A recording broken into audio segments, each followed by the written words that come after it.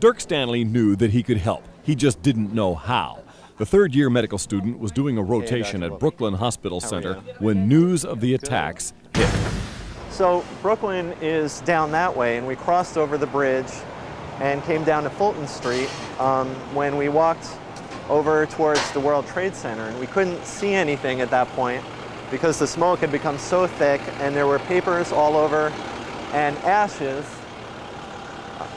that were up to our knees. Stanley continued walking, trying to make sense out of the chaos. He came up to a group of volunteers who were standing around. Nobody knew really what to do. But I started barking out orders and people started listening to me. We had the ambulances lined up over here.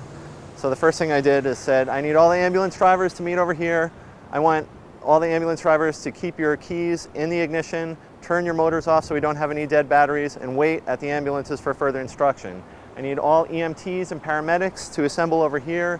You guys are going to be our first line of triage.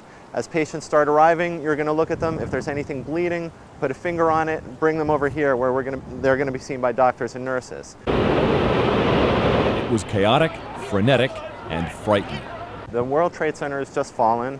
We don't know how many casualties there are, but we have to prepare for treating lots of people. Stanley doesn't know why, but something in him realized at that moment he had to do something fast. I started delegating, and eventually, all of a sudden, I was in charge of the operations at the triage center, which is a very strange position to be put in as a third-year medical student. Soon he was joined by many more surgeons, psychiatrists, ER nurses, all taking the direction of a third-year medical student. The triage unit was separated into different groups: critical, non-critical, and the walking wounded. We couldn't see anything. There was so much smoke and so much ash.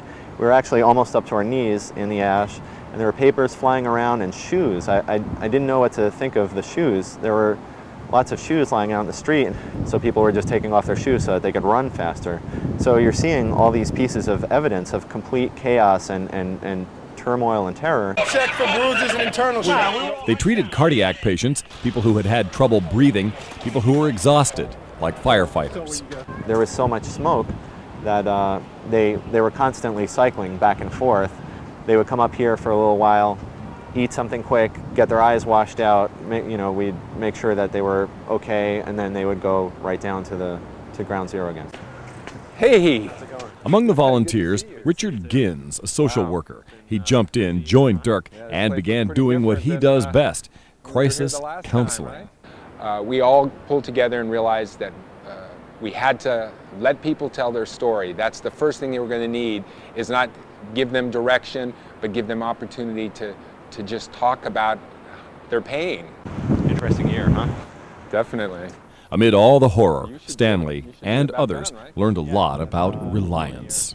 I have to say, that day, I think I saw absolute beautiful things. Oh my God, this is so terrible. Sometimes there were people crying about everything that was going on, and immediately there were 10 people rushing up to help that person. And being able to see that and experience that, it was really very comforting to me to see what we're capable of as people to do in a time of stress.